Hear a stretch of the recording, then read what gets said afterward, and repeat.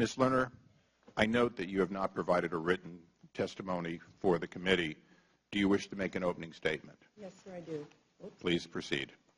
Good morning, Mr. Chairman and members of the committee. My name is Lois Lerner, and I'm the Director of Exempt Organizations at the Internal Revenue Service.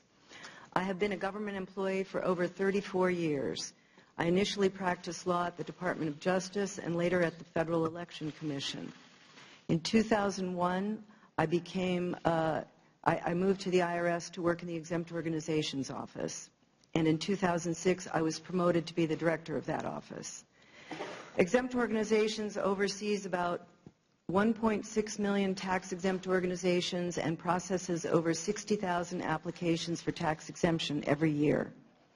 As director, I'm responsible for about 900 employees nationwide and administer a budget of almost $100 million.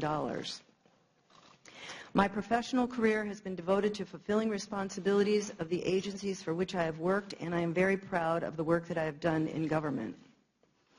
On May 14th, the Treasury Inspector General released a report finding that the Exempt Organizations Field Office in Cincinnati, Ohio, used inappropriate criteria to identify for further review applications from organizations that plan to engage in political activity, which may mean that they did not qualify for tax exemption.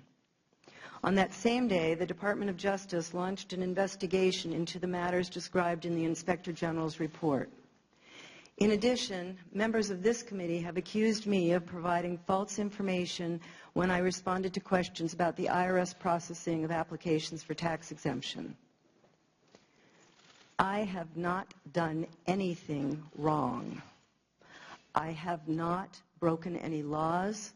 I have not violated any IRS rules or regulations, and I have not provided false information to this or any other congressional committee. And while I would very much like to answer the committee's questions today, I've been advised by my counsel to assert my constitutional right not to testify or answer questions related to the subject matter of this hearing. After very careful consideration, I have decided to follow my counsel's advice and not testify or answer any of the questions today. Because I'm asserting my right not to testify, I know that some people will assume that I've done something wrong. I have not. One of the basic functions of the Fifth Amendment is to protect innocent individuals, and that is the protection I'm invoking today. Thank you. Thank you for your testimony. Ms. Lerner, earlier the ranking member made me aware of a response we have that is purported to come from you in regards to questions that the IG asked during his investigation. Can we have you authenticate simply the questions and answers previously given to the Inspector General? I don't know what that is. I'd have to look at it. Okay. Would you please make it available to the witness?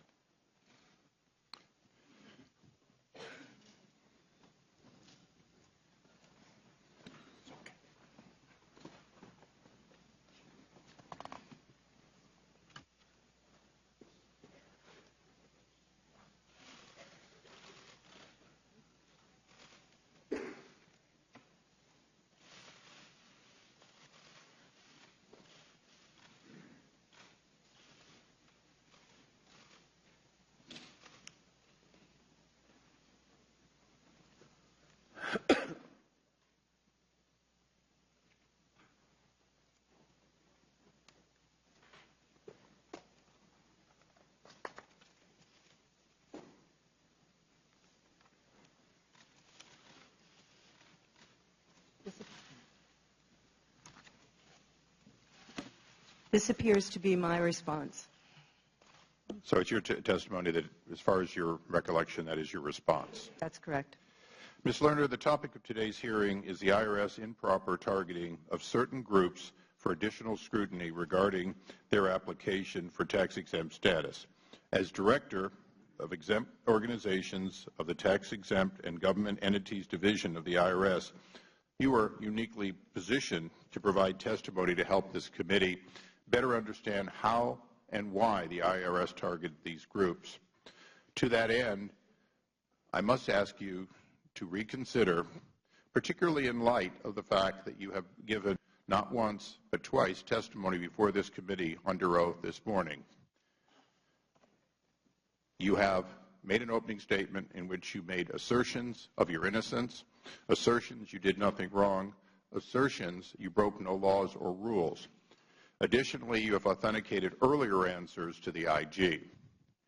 At this point, I believe you have not asserted your rights, but in fact have effectively waived your rights. Would you please seek counsel for further guidance on this matter while we wait?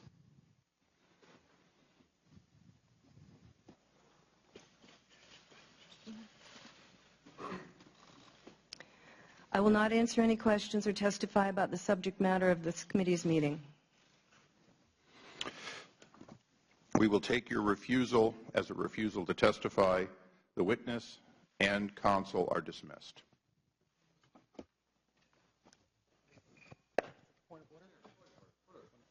The gentleman will state a point of order. Please wait. Mr. Issa, Mr. Cummings just said we should run this like a courtroom, and I agree with him. She just testified. She just waived her Fifth Amendment right to privilege. You don't get to tell your side of the story and then not be subjected to cross-examination. That's not the way it works. She waived her right to Fifth Amendment privilege by issuing an opening statement. She ought to stand here and answer our questions.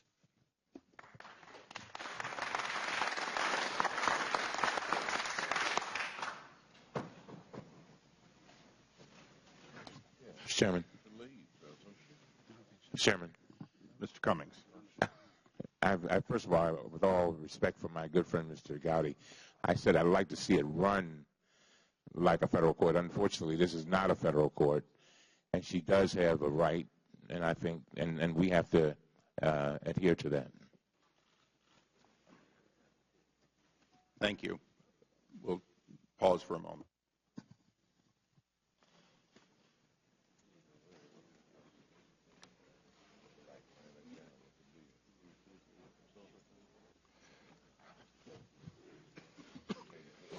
Ms. Lerner, I'll ask you just a couple of additional questions.